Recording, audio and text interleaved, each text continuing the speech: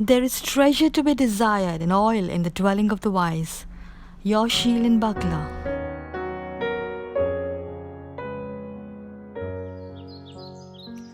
Strive to enter in at the strait gate. For wide is the gate and broad is the way that leadeth to destruction, and many there be which go in thereat. Because strait is the gate and narrow is the way which leadeth unto life, and few there be that find it. These roads are distinct, separate in opposite directions. One leads to eternal life, the other to eternal death. I saw the distinction between these roads, also the distinction between the companies traveling them. The roads are opposite. One is broad and smooth, the other narrow and rugged. So the parties that travel them are opposite in character, in life, in dress, and in conversation. Those who travel in the narrow way are talking of the joy and happiness they will have at the end of the journey. Their countenances are often sad, yet often beam with holy sacred joy. They do not dress like the company in the broad road, nor talk like them, nor act like them. A pattern has been given them. A man of sorrows and acquainted with grief opened that road for them and travelled it himself. His followers see his footsteps and are comforted and cheered. He went through safely, so can they, if they follow in his footsteps. In the broad road, all are occupied with their persons, their dress, and the pleasures in the way. They indulge freely in hilarity and glee, and think not of their journey's end, of the certain destruction at the end of the path. Every day they approach nearer their destruction, yet they madly rush on faster and faster. Oh, how dreadful this looked to me! I saw many travelling in this broad road who had the words written upon them, dead to the world. The end of all things is at hand. Be ye also ready. They look just like all the vain ones around them, except a shade of sadness, which I noticed upon their countenances. Their conversation was just like that of the gay, thoughtless ones around them. But they would occasionally point with great satisfaction to the letters on their garments, calling for the others to have the same upon theirs. They were in the broad way, yet they profess to be of the number who are travelling the narrow way. Those around them would say, there is no distinction between us.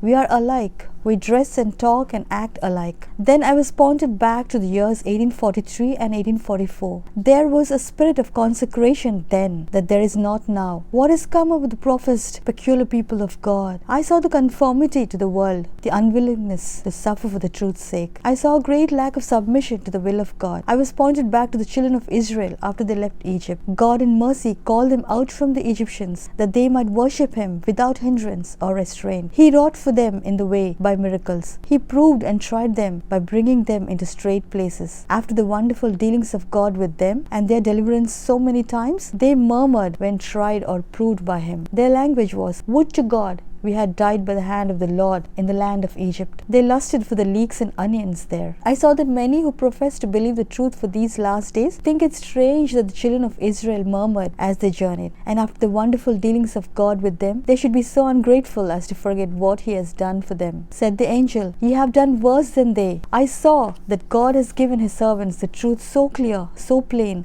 that it cannot be resisted. Wherever they go, they have certain victory. Their enemies cannot get round the convincing truth. Light has been shed so clear that the servants of God can stand up anywhere and let truth, clear and connected, bear away the victory. This great blessing has not been prized and even realized. If any trial arises, some begin to look back and think they had a hard time. Some of the professed servants of God do not know what purifying trials are. They sometimes make trials for themselves, imagine trials, and are easily discouraged, so easily hurt. Self-dignity is so quick to feel that they injure themselves, injure others, and injure the cause. Satan magnifies their trials and puts thoughts into their minds that, if given way to, will destroy their influence and usefulness. Some have felt tempted to take themselves from the work to labor with their hands. I saw that if the hand of God should be taken from them, and they be left subject to disease and death, then they would know what trouble is. It is a fearful thing to murmur against God. They do not bear in mind that the way which they are travelling is a rugged, self-denying,